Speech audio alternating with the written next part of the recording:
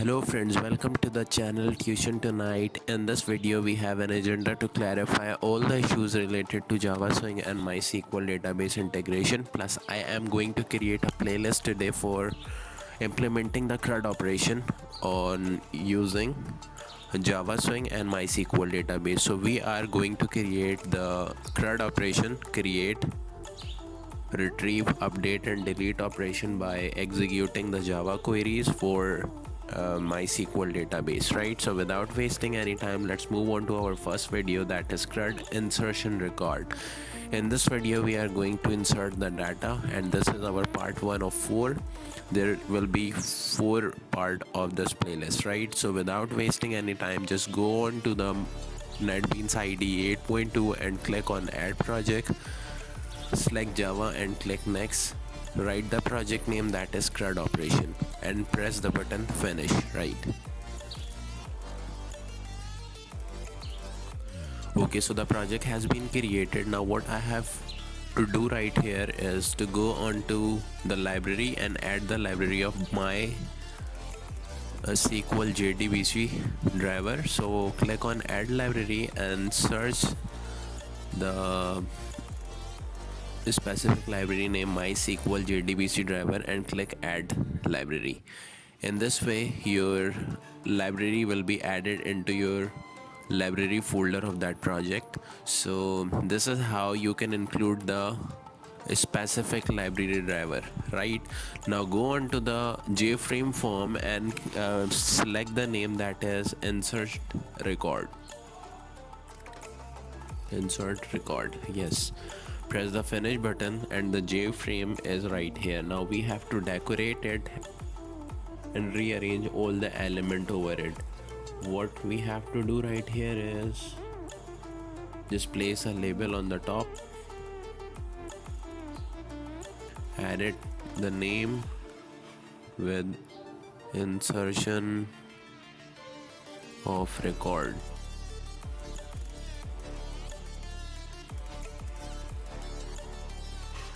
Please subscribe our channel if you are new on this channel, because we are going to create so many projects related to JavaSwing, like a school management system, and we have also created the hospital management system recently, and we have a plan to create library management system, HR management system. These projects are in pipeline and will be released soon on our channel, so please make sure to subscribe our channel in order to stay connected with these bombastic projects. So I am now creating the labels and text field. I have taken 3 text fields and 3 labels, right? So the first one is for ID, the second one is user, no, the second should be name, and the third one should be age. Let's erase the placeholder text from the text field. Before that, let me align all these text field in a single line. This is how you can remove the placeholder, that is J text field. Just press edit text and press the backspace. Now what we have to do here is to place a button. Here it is. Just drag onto the J frame right here. Just try to resize this frame like this. Okay, so what we are going to do right here is edit text, and I will go and write submit, because this is the button through which we will execute our query. Make sure that your XAMPP control panel should be started, because without that you are unable to connect your JFrame with MySQL database, because your database is still on a local host as you are using the MySQL. So you must connect XAMPP, right? Go on to your Chrome and write localhost dashboard and click phpMyAdmin from the top right corner of your screen on the navigation bar. Go on to new, press the new button and write the database name, as I will write CRUD. This is our new database with the name of CRUD, and this is the table name insert. So this is the first table, with the name of insert, and these are the columns name. The first column name is ID, the second one should be name, and the third should be age. Yes, like this. Now the data type of name should be variable character and age should be integer. Yeah, right. The length of ID should be 255. It could be 10, 20, but you have to select the maximum value, because in order to avoid any kind of exception that will show ahead, you have to avoid that. So please make sure that 255 should be inserted, right? The name insert in MySQL reserve keyword. Oops, there should be the change of a table name because it's already the keyword in MySQL. So I would write insertion.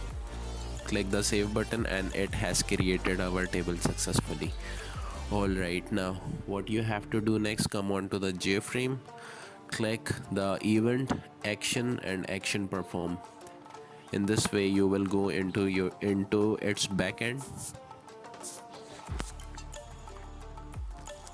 We have to write try and catch exceptions right here. So inside the catch you have to write the exception E. It will show if your JFrame will not able to connect with the Java database, so it will show the pop-up message that is joptionpad.show message dialog. Show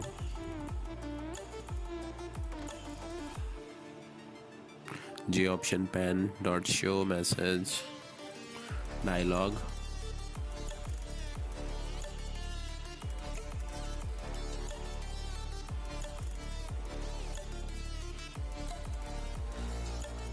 E, right. Into your try exception you have to write class.forName, and inside that you have to write com.mysql.jdbc driver, like this. Great. Now go on to the next. You have to write, now what you have to do right here is to create a connection class.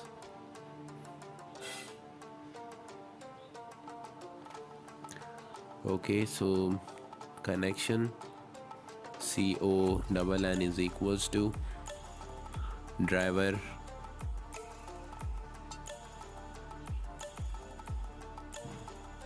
manager dot get connection.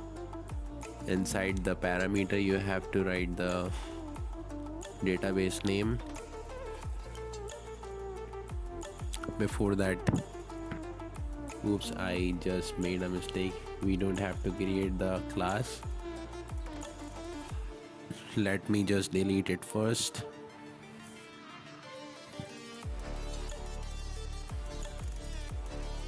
Safely delete, refactor again. Okay, so the class has been removed, and there is a problem right here in the line. The connection should be with the starting of a uppercase. Connection CONN is equals to driver manager dot get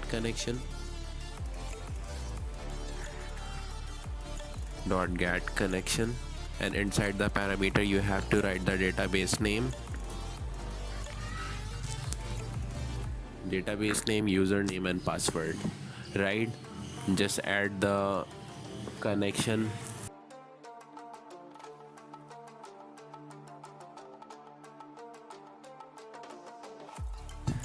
that is JDBC MySQL localhost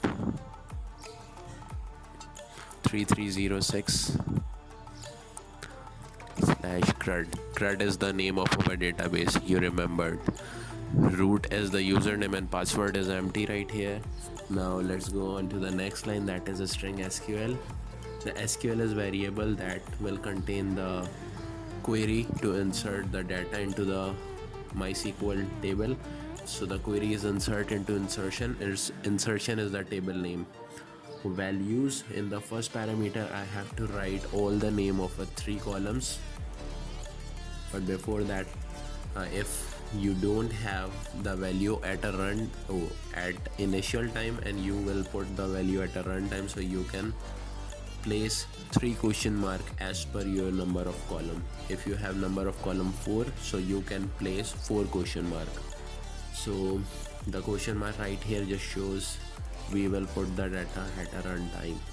Go on to the next line, create a prepared statement. PTSD is equals to con.prepared statement SQL that will execute your query. Now what we have to do right here is to call the object of prepared statement, that is ptsd.getString. It will help to get the string from the JFrame text field.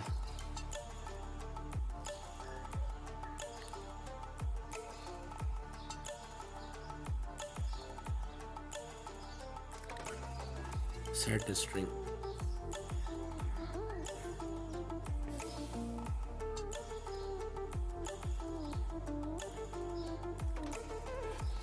So the first should be the number of column. The number 1 column is our ID, right? The ID is our number 1 column and we have to change the variable name. Let's edit it with ID. The second should be name. This is how you can rename your variable. The third should be age. Great. Go on to the source, 1 comma id dot get text. On the second, ptsd dot set string.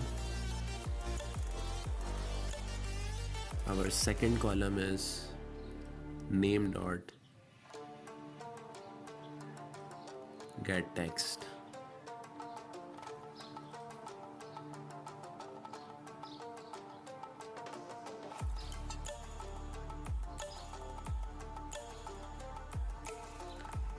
Name dot get text, right? On the third is ptsd dot set string.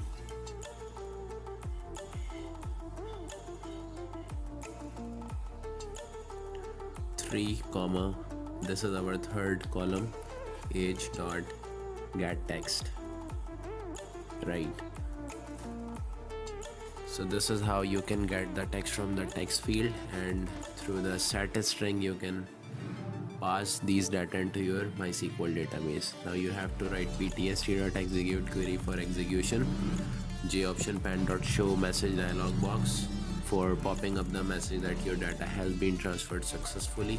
So you can print any message right here. So I will write data is stored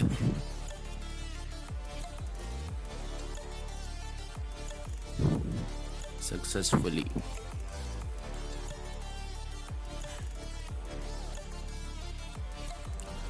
You have to close the connection. So con is the object of connection class, con.close. In this way you can close the connection. Let's is everything okay? Yes, everything is okay right here. Let's run the file. Yes, the file has been opened. The ID should be 1, name should be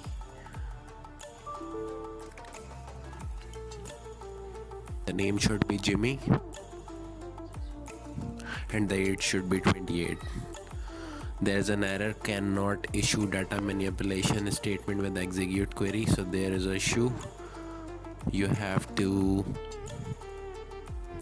erase the query with and replace it with update, execute update. Let's run the file again. The ID should be 1, name should be, let's write Taha, age is 24. Press the submit button and data is stored successfully. Yes, go on to the backend. Just go on to your Chrome or click the browse on the table in which your data should go, and on the first row the data is successfully displaying, that is 1 Taha 24. So this is how you can insert the data from the JFrame to the MySQL database. So this is one of part 4. Just subscribe our channel, hit the like button and share this video among your friends.